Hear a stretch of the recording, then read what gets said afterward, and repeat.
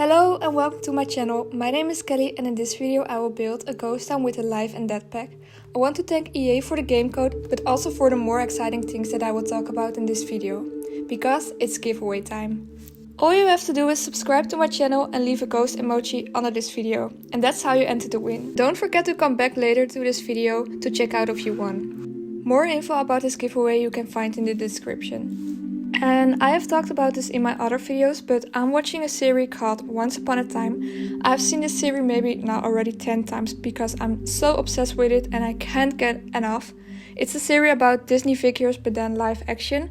And I'm now at the part where they go to the underworld, which is a world ruled by Hades. And everyone that's trapped there is dead. So I also took my inspiration from that series and that world. Because the thing with the people there is they will come there with a boat. And as you can see in Morningville, it has this big lake around it and it also has a boat. So I really wanted to add this to my build also. Because in my imagination, if your sim die, he will probably come back at this place for the first time as Ghost. To me, this is some kind of place that you will stay as a ghost if you have some unfinished business or just wasn't ready to die and you kinda have a second chance. There are 3 houses in this town. The one that you see here is made for the Izari Gomez household. This household came with this pack and they already lived in this town and also on this lot before. One of them died in a fire and the other one in an accident with a cow plant. And the house that you see here has place for 2 households. One of the family lives in the basement of this building and the house is actually pretty big for a basement.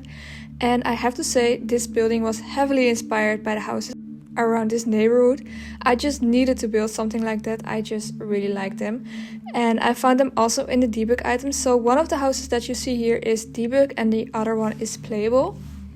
And I also created this church. There's not much left about this church. It's sunken into the water, as you can see. I just had so much fun with creating this creepy vibe and this underworld feeling.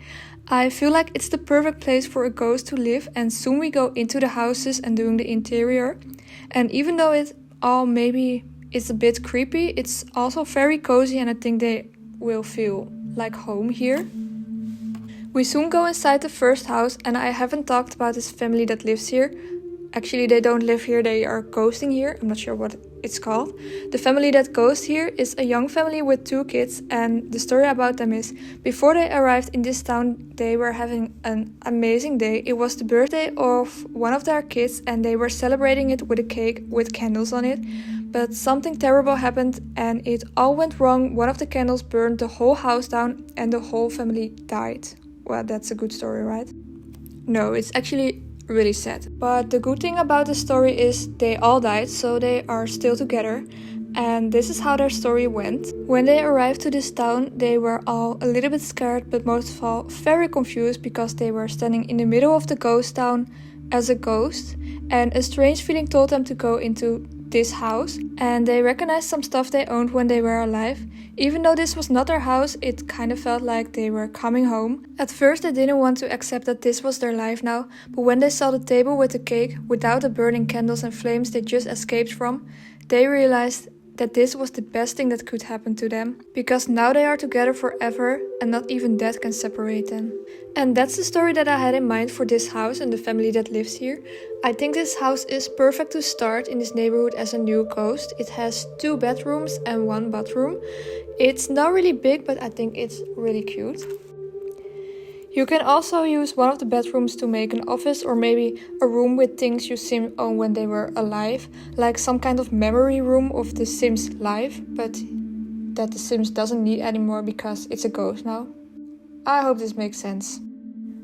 And this house is almost finished and then we will go to the Izari Gomez household house, and I have to say I really like how this small house ended up. It's just so cute.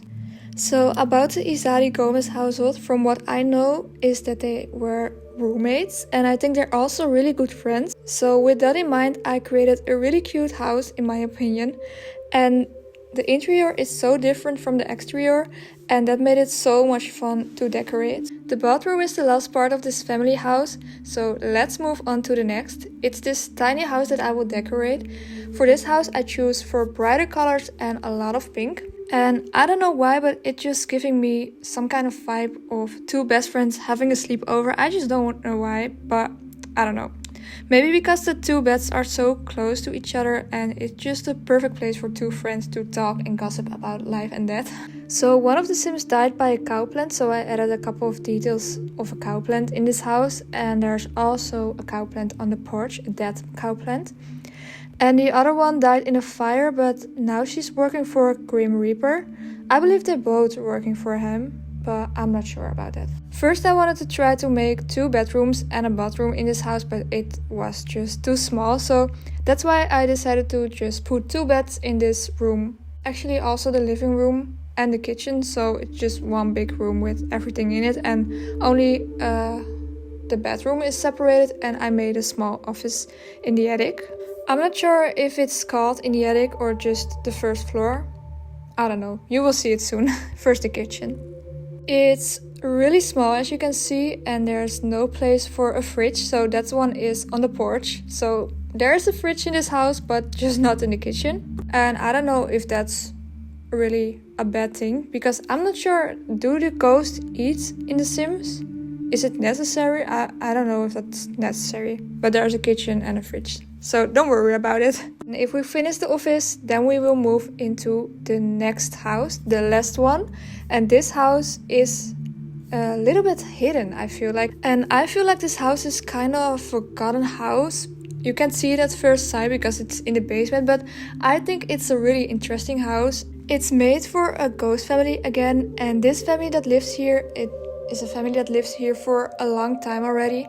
And this couple, they are ghost hunters, which is pretty weird because they are ghosts themselves, but they hunt angry ghosts, and they also investigate ghosts and how life and death works. And they also try to help new ghosts that are arriving in this town. They are just really kind and just wanted to help all the ghosts and explain life as a ghost. And they also have a daughter, and yeah, that's kind of the family that lives here. So that's kind of the story about all those houses and families that lives in this ghost town. Thank you so much for watching this video already so far, and I hope you enjoy the rest of the video. Bye!